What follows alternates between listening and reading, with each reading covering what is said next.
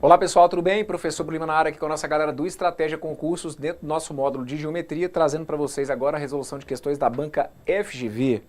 Vamos ver como que os examinadores da Fundação Getúlio Vargas costumam cobrar conteúdos relativos aí à parte de Geometria. Vem comigo então, acompanha aí. Olha, a primeira questãozinha que eu separei para vocês foi essa que está aqui, concurso da Prefeitura de Salvador, provinha aplicada em 2019 pela banca, e aí a questão vem falando que o mapa de um loteamento foi construído na escala 1 para 2.500. No centro desse loteamento há uma praça que aparece no mapa como um retângulo de 3 centímetros por 4 centímetros. A área real dessa praça é D, e aí vem aqui então as alternativas, ok? Olha pessoal, questão que vai tratar aqui do cálculo de área, que é sempre uma boa pedida, e que também vai exigir conhecimento de vocês aí da parte de escala, que é uma razão especial. Então vamos lembrar o seguinte, quando eu coloco para vocês que o mapa desse loteamento foi construído na escala de 1 para 2.500, qual que é a relação que eu preciso que vocês façam? Aqui, por exemplo, foram dadas essas medidas em centímetros, perfeito? Então a proporção que você faz aqui é basicamente a seguinte, 1 centímetro do mapa equivale a 2.500 centímetros na realidade. Perfeito? A noção que eu preciso que vocês tenham aqui é basicamente essa. Se a escala é de 1 para 2.500, é porque 1 centímetro no mapa equivale a 2.500 na realidade. Ah, mas eu sempre vou ter essa escala em centímetros? Não, você vai ter essa proporção sempre sendo mantida. Se você quiser olhar para esse 1 como 1 quilômetro, ok. 1 quilômetro no mapa equivaleria a 2.500 quilômetros na realidade. Se eu estiver pensando esse 1 como 1 milímetro no mapa vai equivaler a 2.500 milímetros na realidade. O que eu preciso que você entenda é que a proporção é de 1 para 2.500, independentemente de qual seja a unidade de comprimento que eu esteja utilizando. Então, quando eu falo para vocês aqui que esse retângulo tem um lado que mede 3 centímetros e outro que mede 4 centímetros, isso é o que está no mapa. Então, o que eu preciso que vocês entendam é o seguinte, esses 3 centímetros do mapa, eles vão equivaler a que medida na realidade? Ora, basta a gente pegar e multiplicar aquele 3 por 2.500, concorda comigo? Se 1 centímetro equivale a 2.500, 3 centímetros, por uma proporção simples e direta, 3 centímetros vão equivaler a 3 vezes 2.500. Então, na realidade, esses 3 centímetros vão equivaler a 7.500 centímetros, ok? Essa que está aqui seria então a distância real. A mesma ideia eu trago para outra dimensão. 4 centímetros. Olha, eu tenho lá 4 centímetros no mapa. Esses 4 centímetros no mapa, na realidade, eles vão equivaler a 4 vezes 2.500, ou seja, eles vão equivaler aí a um total de 10.000 centímetros na realidade. Fechado? O que ele está pedindo para vocês? Ele está pedindo para vocês a área. Ora, mas aí eu estou falando da área de qual figura? Ora, eu estou falando da área de um retângulo. Como que eu faço o mesmo cálculo da área de um retângulo? Área do retângulo, tranquilo, né? Comprimento vezes largura, base vezes altura. Resumindo, você tem que multiplicar as duas dimensões que você tiver para esse retângulo. As duas dimensões são quanto? Um lado medindo 7.500, o outro medindo 10.000. Então, para calcular a área, basta você pegar e multiplicar isso que está aqui, esses dois valores entre si, perfeito? Então, se a gente fosse multiplicar deixando essa medida que está aqui em centímetro, eu vou deixar em centímetro num primeiro momento, propositalmente, só para que depois a gente tenha que fazer a transformação de área. Então vamos pensar aqui o seguinte, se eu for calcular a área em centímetros, a área real seria de quanto? Seria de 7.500 vezes 10.000, e aí esse 7.500, se você for multiplicar por 10.000, 75 vezes 1 daria 75, e aí a gente chega aqui a um resultado que tem que ter 1, 2, 3, 4, 5, 6 zeros. 1, 2, 3, 4, 5, 6 zeros, perfeito? Tudo isso que está aqui sai então em qual unidade? Tudo isso que está aqui sai em centímetros quadrados. O que eu falei para vocês? Aqui, propositalmente, eu deixei essas medidas reais em centímetros, que era para que eu calculasse a área em centímetros quadrados e para que eu transformasse com vocês aqui de centímetro quadrado para metro quadrado. Na prática, vocês poderiam ter passado o que estava em centímetros para metros, certo? Se você quisesse passar o que está em centímetros para metros, é só você se lembrar que de centímetros para metros a gente acaba voltando 2 unidades, é como se você fosse dividir por 100, é como se você fosse deslocar a vírgula 2 casas para a esquerda. Então, se você preferiu passar para metros, não tem problema nenhum. Só reforçando, aqueles 7.500 centímetros equivaleriam a 75 metros e aqueles 100 centímetros equivaleriam a 100 metros, perfeito? E a partir daí você poderia multiplicar os 75 pelo 100 para chegar ao resultado em metros quadrados. Supondo que você, assim como eu, tenha deixado aqui a resposta indicada em centímetros quadrados, como que eu faria para transformar mesmo de centímetros quadrados para metros quadrados? Vamos colocar o quadro aqui rapidinho, só para a gente dar uma relembrada. A ordem que a gente tem dos múltiplos e dos submúltiplos é quilômetro, então no caso aqui quilômetro quadrado, depois hectômetro quadrado, depois decâmetro quadrado, metro quadrado, decímetro quadrado, centímetro quadrado e milímetro quadrado. Sempre peço para vocês, na parte de sistema de medidas, darem uma olhadinha nos prefixos, tanto dos chamados múltiplos quanto dos submúltiplos. Então, a letra K, nunca é demais lembrar, é o quilo, então no caso aqui o quilômetro quadrado. O H é o hecto, no caso o hectômetro quadrado. O DA é o decâmetro quadrado. O D é o deci, então decímetro quadrado. O C é o centímetro quadrado. E o Mzinho é o mili, no caso aqui milímetro quadrado.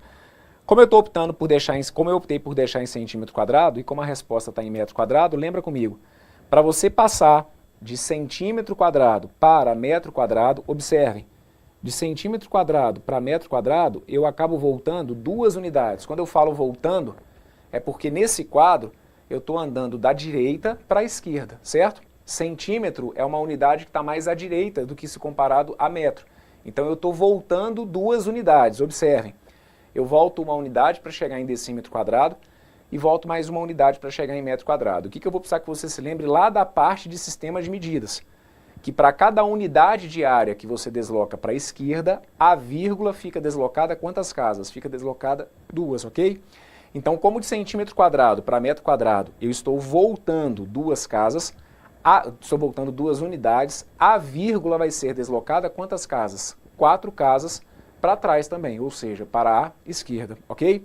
Então aqui, ó, 2 casas para passar de centímetro quadrado para decímetro quadrado, e mais 2 casas para passar de decímetro quadrado para metro quadrado. Dessa maneira, eu tenho que voltar então um total de 4 casas. E onde que eu estou com a vírgula aqui, já que a vírgula não está aparecendo? Como a vírgula não está aparecendo, é como se a vírgula estivesse aqui atrás do último algarismo 0. Como a gente percebeu que eu tenho que voltar 4 casas, voltei 1, voltei 2, voltei 3, voltei 4, cheguei ali nos 7.500 e assim a gente entende que os 7 milhões, na verdade os 75 milhões de centímetros quadrados, eles equivalem a 7.500 metros quadrados. E assim o gabarito correto vem indicado para vocês aqui então, lá na letra D. Perfeito? Tá feita essa que está aqui então, gabarito correto, letra D. Se você porventura fez aí por um outro caminho, porque como a gente lida aqui com a noção de escala, e como eu falei, escala nada mais é do que uma proporção, se você quiser usar se você usou um outro caminho aí, mas chegou aos 7.500, não tem problema não, tá? E só reforçando, essa questão aqui, por exemplo, de eu ter deixado em centímetro quadrado, foi proposital para que nesse exercício eu pudesse relembrar com vocês a transformação de área, certo? Se você achou mais tranquilo passar o que estava em centímetro para metro já logo de cara, como eu citei, também não tem problema nenhum, tá? Se a gente multiplicasse aqueles 75 pelo 100, os 75 metros vezes os 100 metros, acabaria me levando para os mesmos 7.500 metros quadrados que a gente tinha aqui, sem problema nenhum. Fechado? Bora para a próxima. Então essa que está aí, ó, caiu, concurso da Prefeitura de Salvador de 2019. Vamos dar uma olhadinha numa outra que eu separei para vocês aí, que veio dizendo o seguinte, essa que está aqui foi o concurso do Banestes, e aí a questão fala que em um determinado mapa, 5 centímetros representam 15 metros. Nesse mesmo mapa, há uma praça quadrada com 15 centímetros de lado. A praça real dessa praça, a área real dessa praça em metros quadrados é, e aí vem aqui então as alternativas, perfeito? Bom, também questão que a gente vai conseguir aqui através de uma proporção simples com cálculo de área, chegar ao gabarito. O que ele deixa indicado para mim inicialmente é que 5 centímetros acabam representando 15 metros. E aí ele fala para a gente que nesse mesmo mapa há uma praça quadrada com 15 centímetros de lado. Então, se esse lado tem 15 centímetros, na realidade, o lado desse quadrado acabaria sendo equivalente a quantos metros? Bem, você pode simplesmente entender que quando eu passo de 5 para 15, eu estou multiplicando por 3. Então, para eu chegar aqui ao valor do meu x, basta eu pegar e simplesmente multiplicar por 3, certo?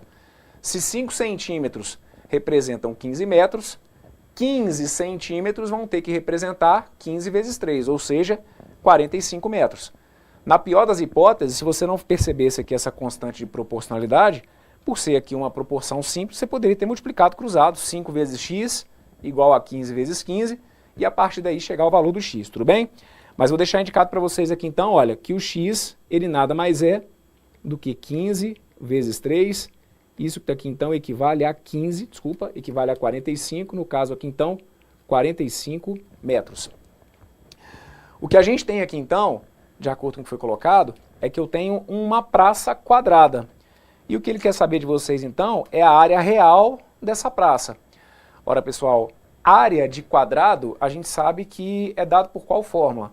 A área do quadrado vai ser a mesma coisa aqui, lado ao quadrado, certo? Então, basta você pegar ali aquele 45 e elevar ao quadrado. Deixa indicado para mim aqui então, olha, área do quadrado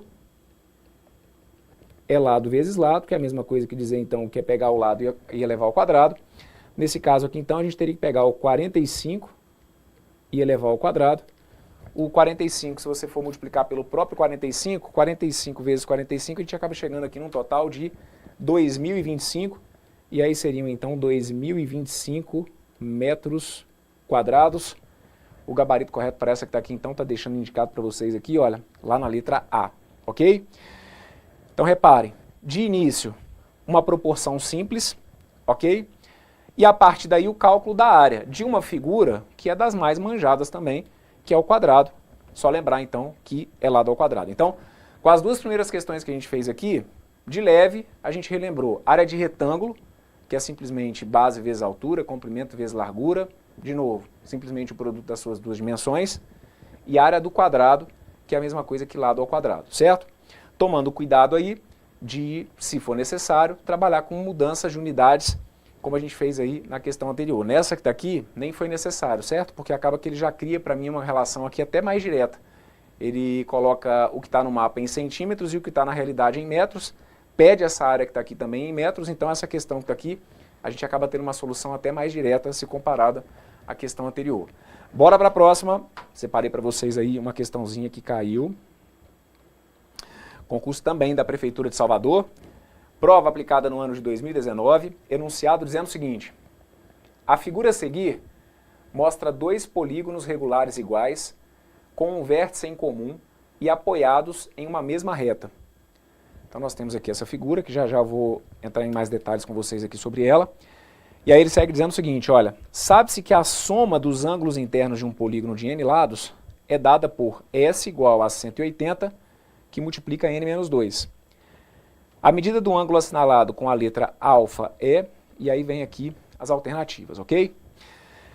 Pessoal, então o que acontece é o seguinte, essa questão que está aqui, ela não é para ser uma questão que traga muitas dificuldades, mas acaba aqui na prática, se você realmente não está por dentro do conteúdo, é uma questão que a galera acaba, infelizmente, perdendo.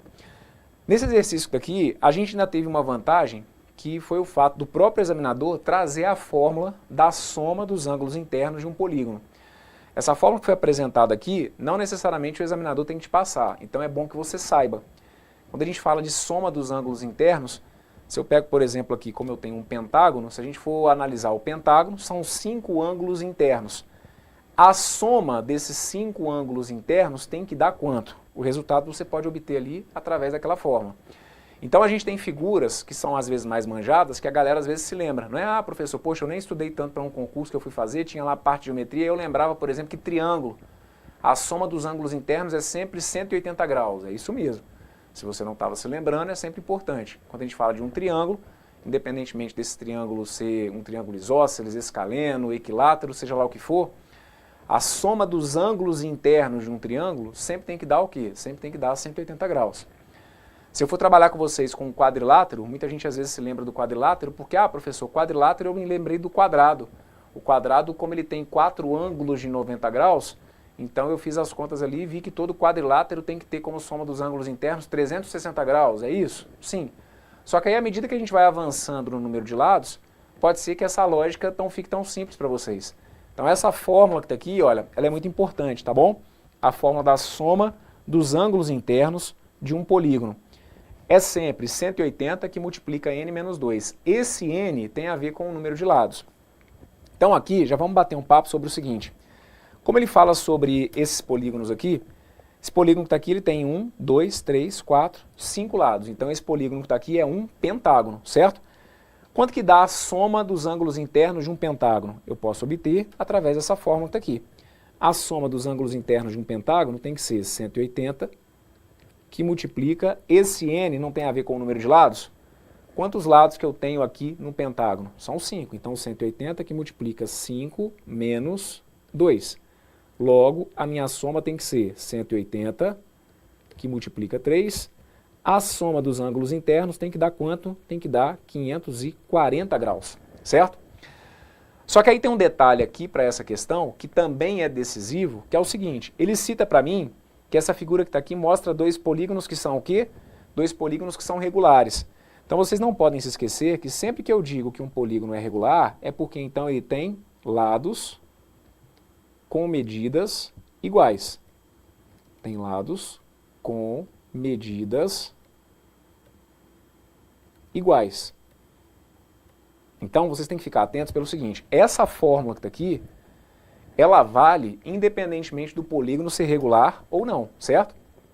Tanto que eu falei para vocês agora há pouco, a soma dos ângulos internos de um triângulo é sempre 180.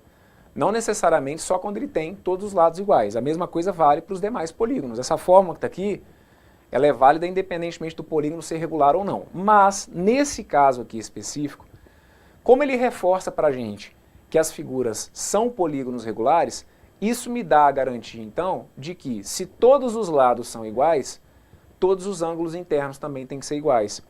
Então essa fórmula que está aqui, da soma dos ângulos internos, ela foi muito importante na resolução do exercício, porque a partir dessa soma, você consegue descobrir qual é a medida de cada ângulo interno desses pentágonos regulares. Então vamos deixar isso aqui anotado?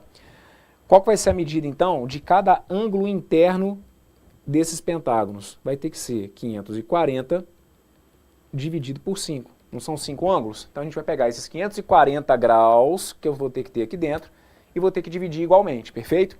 540, se você for dividir por 5, 5 por 5 vai ter que dar 1. 1 vezes 5 vai dar 5, para 5 sobra 0. 4, se você for dividir por 5, cuidado aqui, tá bom? O 4 por 5, como não dá para dividir, você tem que chegar aqui e colocar um 0, hein? Sempre que você tenta dividir e não dá, lembra de colocar um 0 ali no quociente. Então, o 4 por 5 não deu, a gente coloca um 0 no quociente, pega o 40, divide por 5, vai ter que dar 8, 8 vezes 5 vai ter que dar 40, 40 para 40 sobra 0. O que a gente está concluindo então? Vejam, cada um desses ângulos aqui, olha, mede 108 graus. Aqui mede 108, aqui mede 108, aqui mede 108, aqui também, e aqui também mede 108 graus, perfeito? Assim como nesse outro polígono que está aqui, nesse outro pentágono. Todos os ângulos aqui medindo 108 graus, perfeito? Aí o que para a gente aqui vai ser importante? O que ele está pedindo para você encontrar é a medida desse ângulo alfa. Um caminho que você pode usar para chegar à resposta é o de entender que esse ângulo alfa, veja se você concorda comigo, olha, ele faz parte aqui, olha, desse triângulo, certo? E a gente sabe que a soma dos ângulos internos de um triângulo tem que fechar em quanto? Tem que fechar em 180 graus. Mas para isso, para que eu consiga chegar ali ao valor do alfa, seria muito interessante que eu conhecesse a medida dos outros dois ângulos desse triângulo. E será que é possível eu encontrar esses valores? Sim. Por quê? Olha para cá. Eu preciso que vocês se lembrem que nós temos ângulos, nós definimos na geometria que ângulos suplementares são aqueles que somados acabam medindo quanto? 180 graus. Então sempre que, por exemplo, olhando para esse ângulo, mais esse ângulo, mais esse ângulo, mais esse ângulo que está aqui, se a gente fosse somar todos esses ângulos, eu teria aqui uma meia volta, ou seja, um ângulo de 180 graus, perfeito? Então aqui seria muito interessante que você se lembrasse que esses ângulos aqui, olha, todos eles estão sobre uma mesma reta. Se aqui dentro, se esse ângulo que está aqui, olha, mede 108 graus, era fundamental que você entendesse que esse ângulo que está aqui vai ter que medir quanto? Olha, ele vai ter que medir 72 graus. Ah, mas por que 72 graus? Ora, porque se eles estão numa mesma reta, eu tenho aqui, olha, um ângulo de 108 graus. Se aqui eu tenho um ângulo de 108 graus, esse outro que está aqui, que é o que a gente chama de suplemento, esse suplemento teria que medir quanto? Teria que medir 72 graus, certo? São detalhezinhos, que aí é o que eu falo, né? Não sei como que está a sua caminhada aí, no nosso módulo de geometria aqui. Se você já está por dentro, esse raciocínio que está aqui ele acaba sendo muito natural, mas principalmente se você passa aqui para o bloco das questões sem dar uma olhada na parte teórica, são detalhezinhos que às vezes a gente vai deixando passar, mas que são muito importantes. Então lembrem-se sempre disso, olha, se esses ângulos estiverem sobre uma mesma reta, a soma de todos eles sempre vai ter que dar quanto? Sempre vai ter que dar 180 graus. Então por isso que a gente chega à conclusão de que esse ângulo que está aqui vale 72, consequentemente, esse outro ângulo que está aqui também teria que valer 72, e agora, para a gente chegar à medida do alfa, fica tranquilo, não é não? Eu posso deixar indicado para vocês que se eu pegar lá então, olha, o ângulo alfa, mais um ângulo que mede 72 graus, mais um outro ângulo que mede 72 graus, a soma desses três ângulos tem que fechar em 180 graus. Por quê? Porque o ângulo alfa faz parte desse triângulo, e a soma dos ângulos internos de um triângulo sempre vai ter que fechar nessa medida. Daí então a gente chega à conclusão de que alfa mais 144 graus vai ter que ser igual a 180 graus. Daí então a gente vai concluir que o meu alfa vai ter que ser equivalente a 180 graus menos 144. A medida de alfa então teria que ser 36 graus. 36 graus, o valor está indicado para vocês aqui então, lá na letra B de bola. Tudo bem? Ó, de novo, é uma questão que se a gente for olhar assim, dentro dos modelos de questões, né, dentro do módulo mesmo, dentro do assunto geometria, geometria é um mundo à parte dentro da matemática e naturalmente a gente pode trazer questões aí de níveis mais variados possíveis de dificuldade. Então se eu fosse fazer uma análise aqui bem na real mesmo do nível de dificuldade dessa questão, não é uma questão para a gente considerar como complexa. Mas acaba que ela vai depender de conceitos bem elementares aqui da parte de geometria. Essa fórmula da soma dos ângulos internos, que para quem fez essa prova foi um presente o examinador ter dado, de maneira geral não é o que acontece. Então vocês viram que eu precisei num primeiro momento descobrir quanto que dava a soma de todos os ângulos internos, que foi de onde surgiu então esse 540 graus, perfeito? Depois, pela minha leitura do enunciado, ao perceber que eu tinha ali um polígono regular, peguei essa soma e dividi igualmente por 5, e a partir daí usei a propriedade dos ângulos que são suplementares. Se um ângulo interno valia 108, o ângulo externo, que é suplementar a ele, teria que valer 72. Por fim, trabalhando aí com a soma dos ângulos internos do triângulo, a gente conseguiu chegar ao gabarito, perfeito? Questãozinha boa para você dar uma treinada depois, fazer e refazer, para que você não se esqueça. Bora para a última que eu separei para vocês aqui dentro desse bloco, que vem dizendo o seguinte, ó. Essa aqui daí foi do Banestes, concurso da FGV de 2018. A questão fala o seguinte, a figura abaixo mostra um triângulo isósceles, um quadrado e um triângulo equilátero. Sabe-se que os ângulos assinalados com a letra alfa medem 25 graus. O ângulo assinalado com a letra θ mede, e aí vem aqui as alternativas, ok? Então vamos lá, questão que guarda alguma semelhança até com o que a gente fez na questão anterior, só que essa que está aqui até mais direta, por conta das figuras que foram utilizadas. Para essa questão que está aqui, a gente não vai ter que trabalhar, por exemplo, com a fórmula da soma dos ângulos internos, não vou ter que trabalhar aqui com medidas de ângulos internos muito diferentes. O que a gente tem aqui é basicamente o seguinte, olha, eu tenho um triângulo isósceles, aí o que eu vou precisar que você se lembre? Que triângulo isósceles é um triângulo que tem dois lados iguais, perfeito? Então, eu sei que a medida desse lado que está aqui, por exemplo, olha, tem que ser igual à medida desse lado que está aqui. Eu falo de um quadrado. Quadrado, a gente sabe, é um quadrilátero que tem todos os seus lados iguais. Então, o quadrado é um polígono que eu posso dizer que é regular, certo? Porque ele tem todos os seus quatro lados iguais. E eu tenho ali também a informação de que eu tenho um outro triângulo que é equilátero. O triângulo equilátero é o triângulo que vai ter todas as suas medidas iguais, todas as suas dimensões iguais, perfeito? Quais são as informações que a gente tem importantes aqui então sobre a medida dos ângulos internos? Vamos lembrar, quadriláteros, ou no caso específico o quadrado, O quadrado é uma figura que tem todos os seus ângulos internos medindo quantos graus? Medindo 90 graus. O quadrado tem 4 ângulos retos. Então vamos deixar isso aqui anotado. Confira comigo, ó. Aqui eu tenho um ângulo de 90 graus. Aqui eu tenho outro ângulo de 90 graus. Outro ângulo de 90 graus. E aqui um outro ângulo de 90 graus. Perfeito? O que mais que a gente tem? Esse triângulo que está aqui, olha, ele é um triângulo equilátero. Ora, se ele é um triângulo equilátero, ele tem todos os seus lados iguais e, consequentemente, ele tem todos os seus ângulos internos também iguais. Triângulo, você não precisa ficar trabalhando com fórmula de soma dos ângulos internos para chegar à soma do triângulo. Soma dos ângulos internos de um triângulo, 180 graus. Então, entendam. Se ali dentro daquele triângulo equilátero, a soma de todos os ângulos tem que dar 180, mas se ao mesmo tempo todos esses ângulos têm que ser iguais, significa então que cada um dos ângulos internos do triângulo equilátero teria que medir quanto? 60 graus, perfeito? 180, que é a soma dos três, dividido igualmente por 3. 180 dividido por 3 tem que dar 60. Então, vou colocar aqui, olha, 60 graus, aqui também 60 graus e aqui também 60 graus. Bem, uma informação que foi passada é a de que os ângulos assinalados com a letra alfa medem 25 graus. Então, esses valores que aparecem aqui, eles não são dúvida para a gente, são valores já conhecidos. Então, esse alfa mede 25 graus, esse alfa que está aqui também mede 25 graus. Aí veja se você concorda comigo. Se você sabe a medida desse ângulo e se você sabe a medida desse ângulo, você tem condição de descobrir qual é a medida desse ângulo que está aqui, olha, do outro triângulo, do outro ângulo desse triângulo isósceles, certo?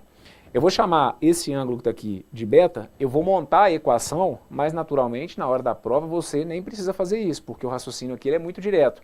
O que eu precisaria que você entendesse então? Olha, aqui olhando para esse triângulo que está aqui, a soma dos ângulos internos desse triângulo tem que fechar em 180 graus. Então vem comigo, me ajude aqui, olha. O beta mais 25, mais 25, tudo isso que está aqui tem que fechar em 180.